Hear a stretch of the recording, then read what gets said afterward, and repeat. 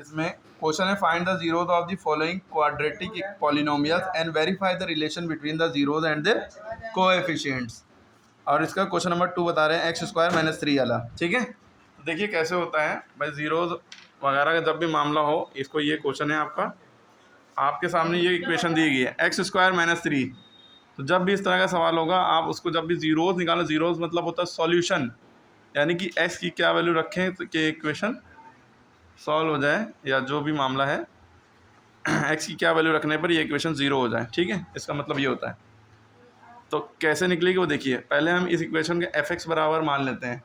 जैसे ही हमने माना एफ एक्स बराबर एक्स स्क्वायर माइनस 3, हमें कुछ याद आ रहा है a square minus b square formula, लेकिन ए पे तो स्क्वायर है, बी पे स्क्वायर नहीं है। तो बी पे स्क्वायर लाने के लिए हमने ज़बरदस्ती क्या किया, 3 को हमने लिख लिया ब्रेक करके √3 इंटू √3। 3 को हम ऐसे तोड़ सकते हैं √3 इंटू √3। अगर √3 इंटू √3 का मतलब होता है √3 इंटू √3 मतलब √9, और √9 की वैल्यू होती है 3, है ना। ऐसे होता है तो ऐसे करते हैं, लेकिन इस तरह से उल्टा जाना पड़ रहा है। ठीक है, सवाल को समझने के लिए, बनाने के लिए। एक्स स्क्वायर का एक्स स्क्वायर रहा, माइनस का माइनस।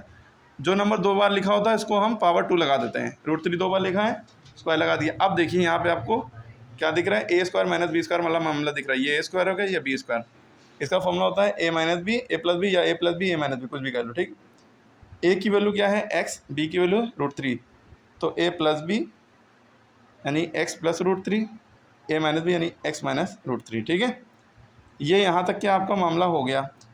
अब जीरोस निकालने के लिए भाई इसको 0 के बराबर एक बार रखेंगे, इसको एक बार 0 के बराबर रखेंगे। एक्स प्लस √3 बराबर 0 रखेंगे तो प्लस √3 उधर जाएगा, माइनस का √3 हो गया। एक्स माइनस √3 बराबर 0 रखेंगे, माइनस का √3 उधर जाएगा, प्लस का √3 हो गया। यहाँ तक बात क्लियर हो गई। अब क्योंकि इसमें यह भी कहा गया है कि verify relation between zeros and coefficient, तो वेरीफाई करने के लिए भाई जो भी रूट आए हैं पहले उनका सम करेंगे, यानी इनको जोड़ेंगे, ये रूट और ये रूट। माइनस √3 प्लस √3 क्या आएगा 0, क्योंकि माइनस प्लस माइनस √3 में से √3 गया, 0 बचा। या आप ऐसे समझ सकते हैं जब दो नंबर सेम हो, उनके साइन अलग अलग हो, माइनस और प्लस हो, तो कट जाता है, 0 बचता है। ठीक है, तो हमने सम ऑफ रूट यानी जोड़ा, तो ये हुआ। और सम ऑफ रूट का हम क्वाड्रेटिक इक्वेशन का फॉर्मूला भी जानते हैं, अल्फा प्लस बीटा बराबर माइनस बी अपॉन ए होता है। भाई इक्वेशन ये होती है ना quadratic, a x square plus b x plus c. X square के बगल वाला ए होता है, एक्स के बगल वाला बी होता है, और बचा हुआ सी यानी कांस्टेंट होता है। ठीक है, एक्स स्क्वायर के बगल में ए होता है, एक्स के बगल में बी होता है, और सी। लेकिन हमारी जो इक्वेशन है ये एक्स स्क्वायर माइनस 3 दी हुई है।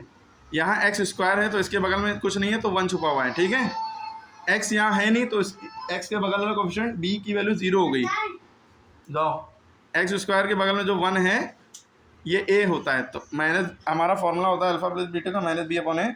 बी की वैल्यू 0 है, माइनस लगा रहने दिया, और ए की वैल्यू 1 है, तो ये 0 आ गया, ये प्रूव हो गया। प्रोडक्ट ऑफ रूट का मतलब होता है सी अपॉन ए, वो आगे होता है, वरना जो रूट आए हैं इनको मल्टीप्लाई कर दो। √3 को √3 से मल्टीप्लाई करेंगे 3 आएगा, एक माइनस में था इसलिए माइनस में लगा रहा। अरे √3 इंटू √3 √9 हुआ, √9 की वैल्यू 3 होती है। और अल्फा इंटू बीटा फॉर्मूला लगाएंगे, सी अपॉन ए होता है, सी की वैल्यू क्या है -3 अपॉन ए की वैल्यू 1 हो गई, -3 आ गया, 1 नीचे लिखते नहीं है। तो ये आपकी इक्वेशन पूरी हो गई है। समझ में आया नहीं आया, इसको बार बार समझें, देखें आ जाएगा।